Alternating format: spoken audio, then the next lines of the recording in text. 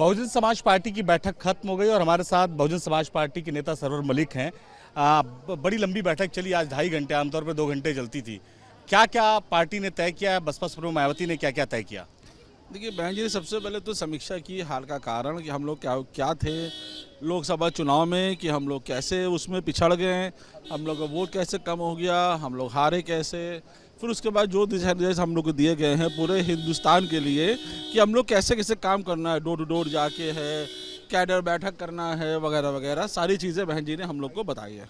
आकाश आनंद को लेकर बड़ा फैसला हुआ, कहा जा रहा है फिर से वो नेशनल कोऑर्डिनेटर होंगे और पार्टी की जिम्मेदारी संभालेंगे, बसपा के उत्तराधिकारी होंगे। बिल्कुल होंगे, बहन जी ने आज खुशी की लहर फिर दे दी हम लोग को।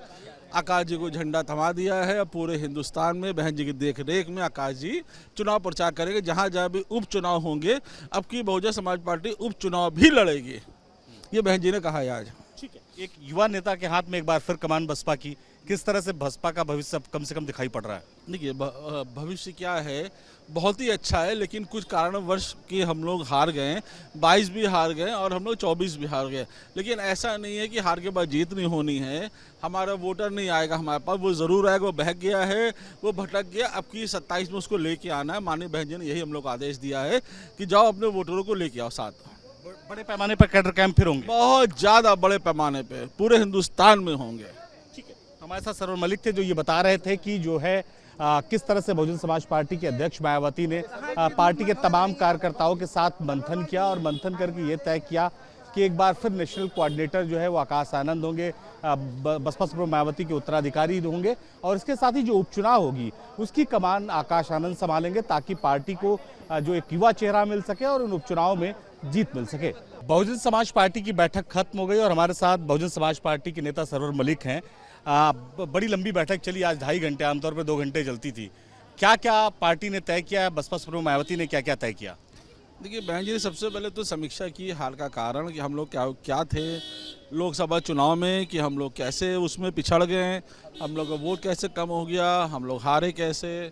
फिर उसके बाद जो दिशा निर्देश हम लोग को दिए गए हैं पूरे हिंदुस्तान के लिए कि हम लोग कैसे कैसे काम करना है, डोर टू डोर जाके है, कैडर बैठक करना है, वगैरह वगैरह सारी चीज़ें बहन जी ने हम लोग को बताई है। आकाश आनंद को लेकर बड़ा फैसला हुआ, कहा जा रहा है फिर से वो नेशनल कोऑर्डिनेटर होंगे और पार्टी की जिम्मेदारी संभालेंगे, बसपा के उत्तराधिकारी होंगे। बिल्कुल होंगे, बहन जी ने आज खुशी की लहर फिर दे दी हम लोग को। आकाश जी को झंडा थमा दिया है। पूरे हिंदुस्तान में बहन जी की देख रेख में आकाश जी चुनाव प्रचार करेंगे। जहाँ जहाँ भी उपचुनाव होंगे, अब की बहुजन समाज पार्टी उपचुनाव भी लड़ेगी, ये बहन जी ने कहा है आज। ठीक है, एक युवा नेता के हाथ में एक बार फिर कमान बसपा की, किस तरह से बसपा का भविष्य अब कम से कम दिखाई पड़ रहा है? देखिए भविष्य क्या है, बहुत ही अच्छा है, लेकिन कुछ कारणवश कि हम लोग हार गए, 22 भी हार गए और हम लोग 24 भी हार गए।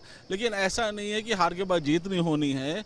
हमारा वोटर नहीं आएगा हमारे पास, वो ज़रूर आएगा। वो बहक गया है, वो भटक गया, अब की 27 में उसको लेके आना है। माननीय बहन जी ने यही हम लोग को आदेश दिया है कि जाओ अपने वोटरों को लेके आओ साथ। बड़े पैमाने पर कैडर कैंप फिर होंगे? बहुत ज़्यादा बड़े पैमाने पे पूरे हिंदुस्तान में होंगे। ठीक है, हमारे साथ सरवर मलिक थे जो ये बता रहे थे कि जो है किस तरह से बहुजन समाज पार्टी के अध्यक्ष मायावती ने पार्टी के तमाम कार्यकर्ताओं के साथ मंथन किया और मंथन करके ये तय किया कि एक बार फिर नेशनल कोऑर्डिनेटर जो है वो आकाश आनंद होंगे, बसपा सुप्रीमो मायावती के उत्तराधिकारी होंगे और इसके साथ ही जो उपचुनाव होगी उसकी कमान आकाश आनंद संभालेंगे, ताकि पार्टी को जो एक युवा चेहरा मिल सके और उन उपचुनाव में जीत मिल सके। लखनऊ से वीडियो समीर कनकी के साथ निखिल शर्मा, न्यूज नेशन।